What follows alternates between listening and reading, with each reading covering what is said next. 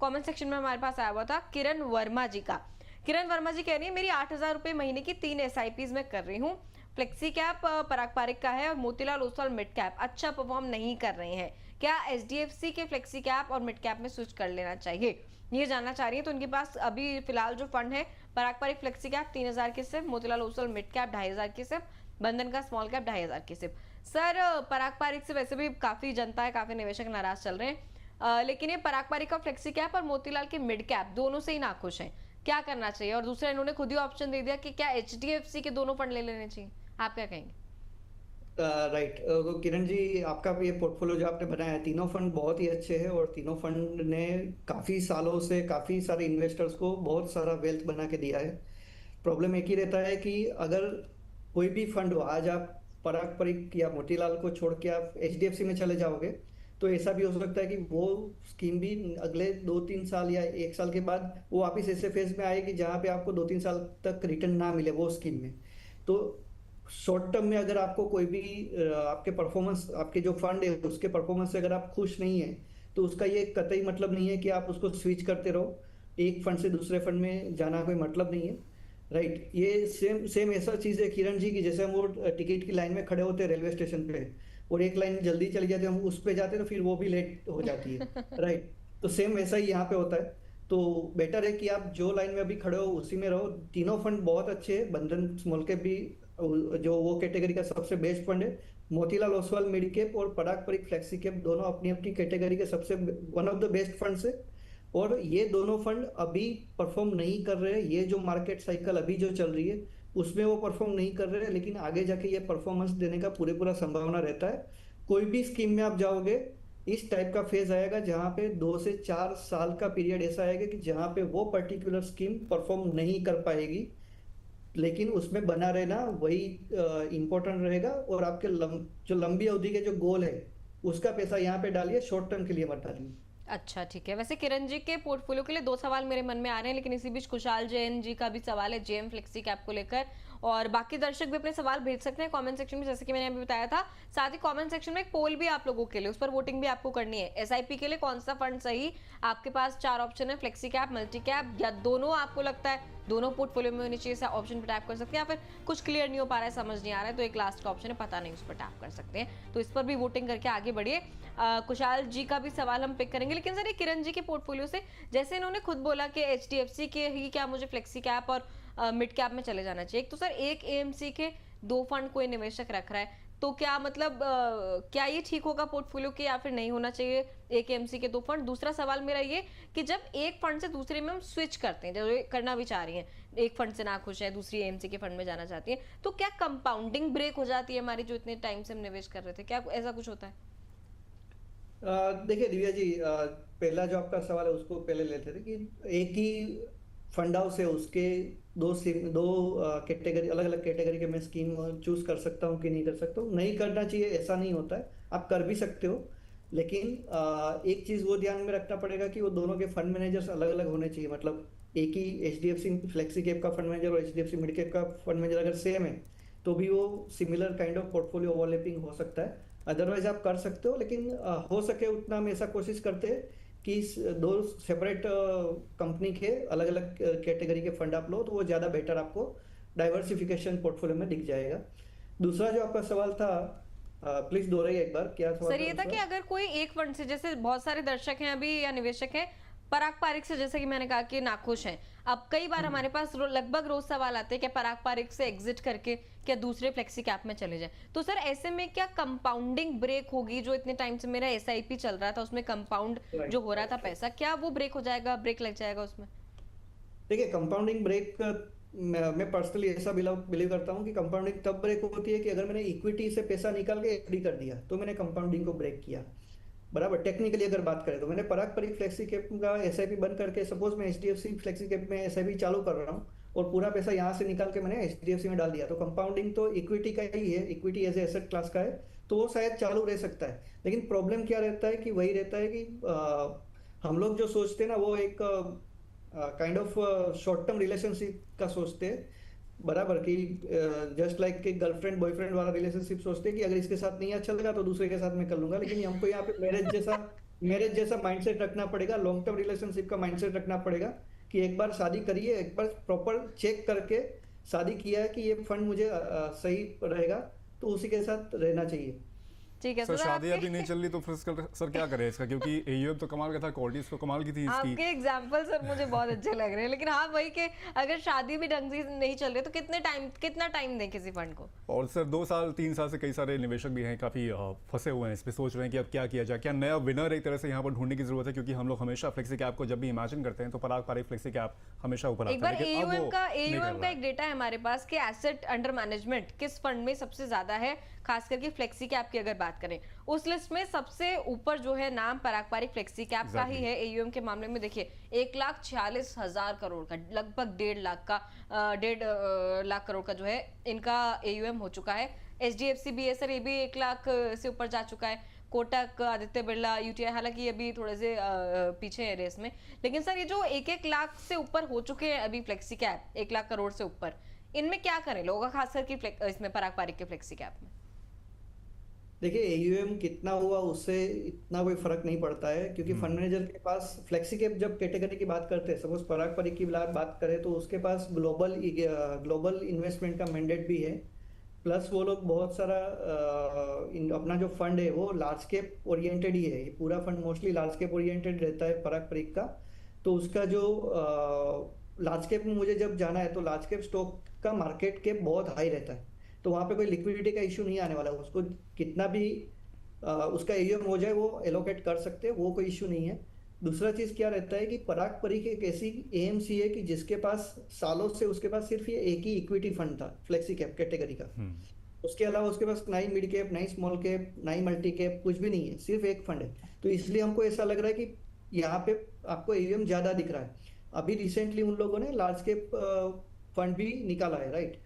तो होता कैसा है कि एक उसके कारण हमको लगता है कि एयूएम बढ़ गया, लेकिन जो फंड मैनेजर का कमेंट्री हम जब पढ़ते हैं, उसको जब सुनते हैं, तो कहीं पे भी ऐसा नहीं लगता है कि उसको कॉन्फिडेंस नहीं है, और they are thinking to change their own strategy.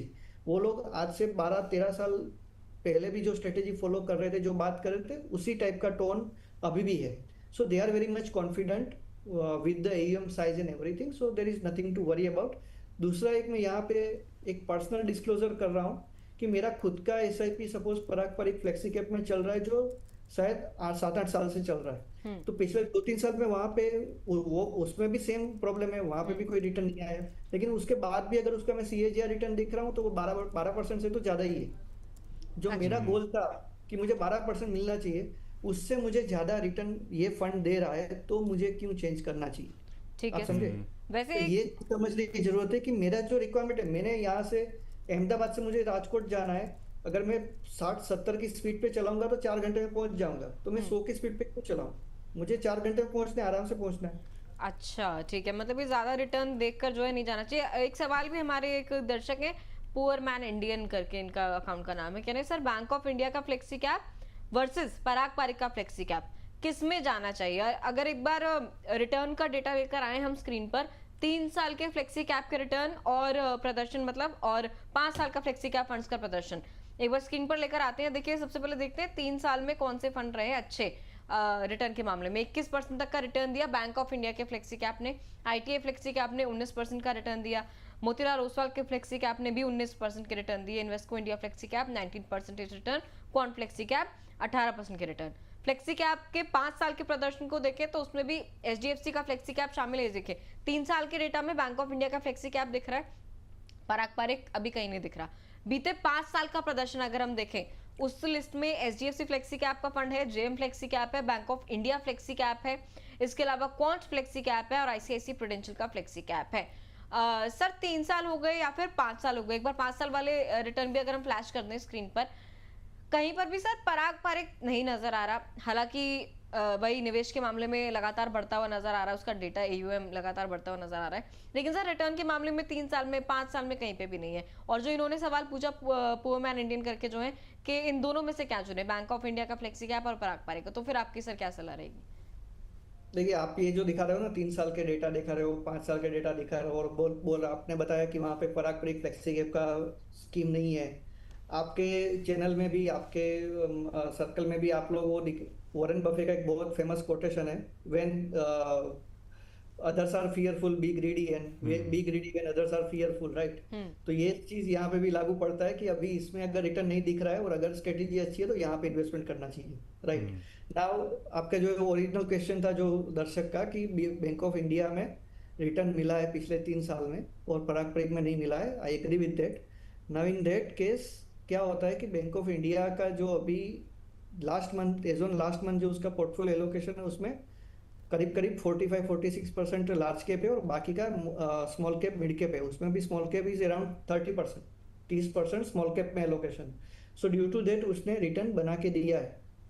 अगर आपको रखना है तो आप बैंक ऑफ इंडिया में भी रख सकते हो, थोड़ा बहुत पराग परिक में भी रख सकते हो, लेकिन लास्ट 3 साल के रिटर्न देख के मैं उसमें इन्वेस्ट करूंगा, वो स्ट्रेटेजी सही नहीं होगी क्योंकि हम रियर व्यू मिरर में देख के गाड़ी नहीं चला सकते।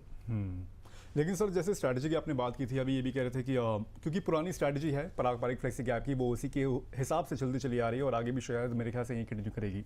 क्या आगे चल के उसको स्ट्रैटेजी थोड़ी सी चेंज नहीं करनी चाहिए अपने हिसाब से? क्योंकि जो नए फ्लेक्सी कैप फंड ले लीजिए या फिर जो थोड़े से 10-15 साल पुराने फ्लेक्सी कैप फंड्स हैं वो भी काफ़ी अच्छा परफॉर्म कर रहे हैं। ऑब्वियस बात है कि स्ट्रैटेजी उन्होंने भी चेंज की होगी। और दूसरा सर ये जो नए निवेशक हैं वो क्या करें? क्योंकि ऑब्वियस बात है 10 या 15 साल वाले जो निवेशक होंगे उनका जो CAGR होगा वो अच्छा रहा होगा, लेकिन जो नए निवेशक एंट्री करना चाह रहे हैं उनको भी क्या अभी नए फ्लेक्सी कैप फंड्स की ओर जाना चाहिए?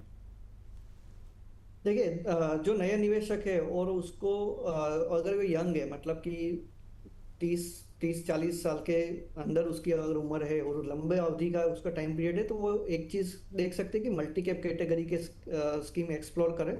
दूसरा चीज कि फ्लेक्सी कैप में भी जैसे हमने आगे बात किया कि जो फंड है कि जहाँ पे आपका मिड एंड स्मॉल कैप का एलोकेशन थोड़ा ज्यादा है, वहां पे आप देख सकते हो कि उसमें एलोकेशन करें, राइट।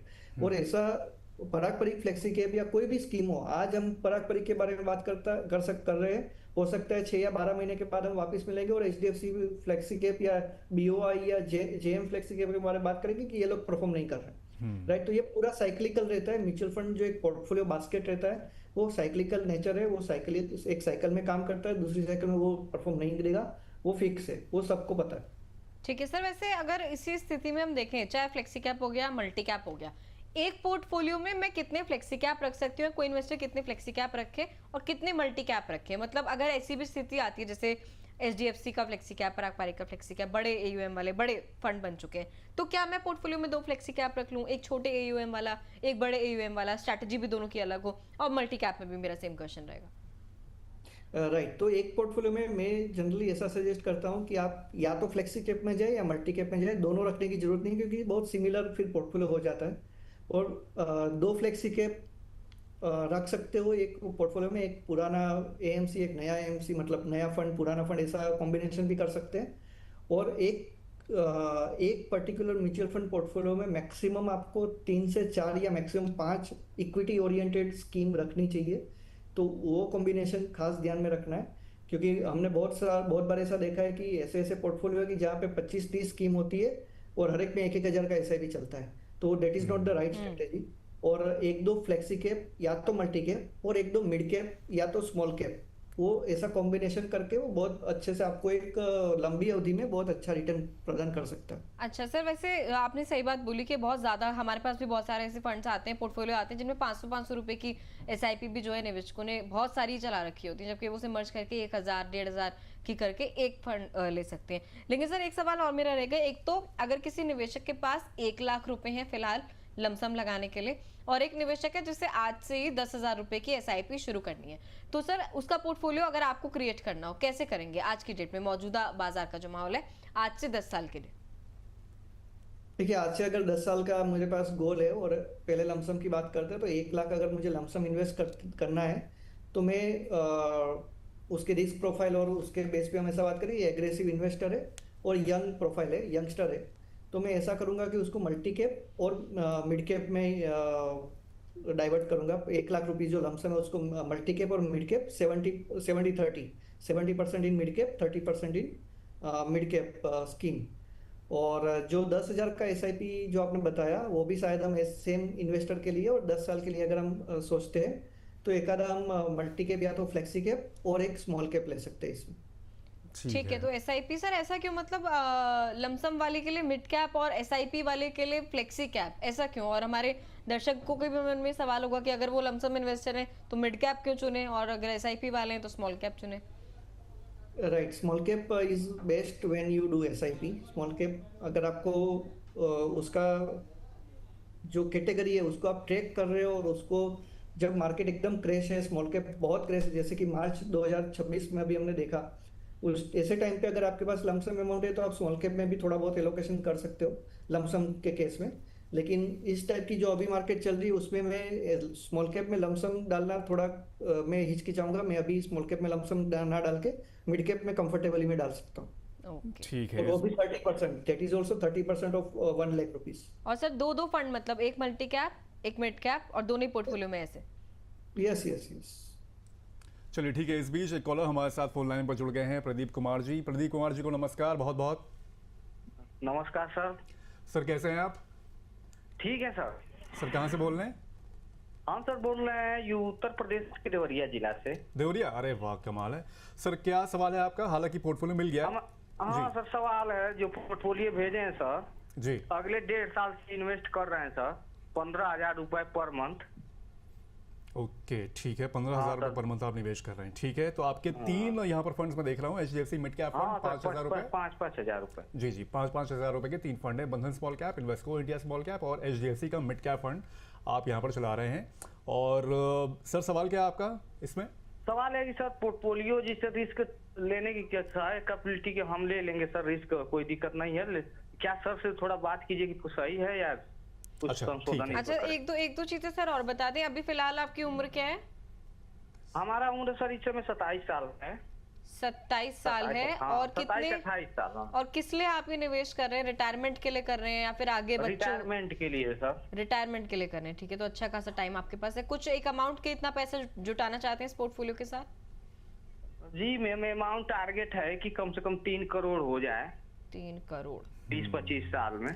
ठीक है, तो 3 करोड़ जोड़ने का यहाँ पर लक्ष्य है। और 20-25 साल के सर आपने टाइम हॉरिजॉन बताया कि इतने समय तक आप निवेश जी सर, करेंगे और रिटायरमेंट कोई के लिए स्टेप अभी करना है सर, जैसे इंक्रीमेंट या कोई बढ़ता है जी। एरियर चाहे और कुछ होता है तो उसमें हम सर लगाएंगे। आप बढ़ाएंगे भी इसको, ठीक है, बहुत अच्छी जी। बात है। सर कैसा लग रहा है वैसे इनका पोर्टफोलियो? 3 फंड है, वैसे बहुत ज़्यादा फंड नहीं है, और लेकिन अमाउंट अच्छा है। 15,000 रुपये की इनकी एसआईपी चल रही है 3, और 20 से 25 साल तक का इनके निवेश का नजरिया है। 2 से 3 करोड़ रुपए यहाँ पर जोड़ने का इनका लक्ष्य है। रिटायरमेंट के लिए इनका टारगेट है। राइट, बहुत ही अच्छा सवाल है प्रदीप जी। मैं आपको कॉन्ग्रेचुलेट करना चाहूँगा, क्योंकि पहली चीज़ तो आपका जो गोल है 3 करोड़ 25 साल में पकड़ रहा हूँ, तो 25 साल में ये अमाउंट से आप 3 करोड़ तो जोड़ सकते हो। थोड़ा बहुत अमाउंट बढ़ाना पड़ेगा। अगर मैं 12% का सालाना रिटर्न एक्सपेक्ट करूँ पोर्टफोलियो से, तो आप 25 साल में ये इतना तो एक्सपेक्ट कर सकते हो। और पोर्टफोलियो में तीनों फंड आपने बहुत अच्छे लिए हैं, बहुत तीनों फंड अपनी अपनी कैटेगरी के बहुत बेस्ट फंड है। लेकिन मैं आपको एक सजेशन ऐसा दूंगा कि mid cap small cap, 2 small cap है, उसके बदले एक आप मल्टी कैप ऐड कर दो यहाँ पे। वाइट ओक या कोटक या एसबीआई सभी अच्छे फंड है, तो उसमें से आप एक मल्टी कैप ले लो और 2 स्मॉल कैप में से एक आप बंद कर सकते हो और कंटिन्यू कर सकते हो। ये बहुत अच्छा कॉम्बिनेशन हो जाएगा आपका, थोड़ा लार्ज कैप ओरिएंटेड भी पोर्टफोलियो बन जाएगा। दोनों में से सर कौन से वाले की जगह अगर आप बता पाए तो रिप्लेस करना चाहिए? मतलब कोई भी कर सकते हो, लेकिन Bandhan is good than Invesco according to me, तो आप बंधन में कंटिन्यू कर सकते हो। अच्छा, और सर ये जो इनका था कि 3 करोड़ का टारगेट जो है इनका? हाँ, तो 12% के हिसाब से अगर 25 साल में पकड़ूं तो सेम अमाउंट से आपका 2.5 करोड़ जैसा हो जाएगा। तो थोड़ा बहुत तो वो टॉपअप भी करेंगे, और ये 12% हमने एक्सपेक्टेड रिटर्न लिया है, तो उससे थोड़ा बहुत ज़्यादा मिल भी सकता है। ठीक है प्रदीप जी, कोई और डाउट है, कोई और शंका? नहीं सर, कोई और डाउट नहीं है सर। चलिए सर, बने रहिए, बाकी हमारे शो देखते रहिए, और भी लोगों को ऐसे ही आप थोड़ा सा शेयर करें ताकि उनको भी ऐसी फ़ायदा मिले जैसे कि आपको यहाँ पर हम लोग कोशिश करते हैं दिलाने की। Okay sir. चलिए ठीक है, एक और सवाल पिक करते हैं कमेंट सेक्शन से। खुशहाल जैन जी का बहुत ऐसे सवाल उन्होंने भेजा हुआ था। जेएम फ्लेक्सी कैप फंड पे सर ये जानना चाह रहे हैं, क्या जेएम फ्लेक्सी कैप अगर पोर्टफोलियो में ऐड करना चाहते हैं तो ठीक रहेगा इनके लिए या फिर नहीं? देखिए, जेएम फ्लेक्सी कैप ने पिछले 2-3 साल में काफ़ी अच्छा परफॉर्मेंस दिया है, और उसका भी मिड कैप स्मॉल कैप, मतलब वो मल्टी कैप स्ट्रेटेजी फॉलो कर रहे हैं, तो उसमें लार्ज कैप स्मॉल कैप और मिड कैप तीनों प्रॉपरली एलोकेटेड है, तो उसका एक्सपोजर अच्छा है। और AUM भी उसका कम है, तो उसमें आप निवेश कर सकते हो, लेकिन जो भी आप निवेश करो वो लंबी अवधि के लिए करना पड़ेगा। तो वो चीज़ खास ध्यान रखना चाहिए कि जो भी आप इन्वेस्टमेंट करो वो लंबी अवधि के लिए करना पड़ेगा। और दूसरा चीज़ ये भी ध्यान में रखना चाहिए कि JM फ्लेक्सी कैप जो है, वो जो AMC है, उसमें फंड मैनेजर का मूवमेंट हुआ, मतलब फंड मैनेजर चेंज हुए थे ये फंड में, इसके कारण फिर इसका परफॉर्मेंस बढ़ा है। तो हम ऐसा कोशिश करते हैं कि ऐसे फंड, ऐसे स्कीम, ऐसी फंड हाउस चूज करें कि जहाँ पे फंड मैनेजर की मूवमेंट के कारण कोई फर्क नहीं पड़ना चाहिए, उसके पास अपनी खुद की एक प्रोसेस होनी चाहिए। तो ये सब एक बार देख के फिर निवेश करना ज़्यादा बेटर रहेगा।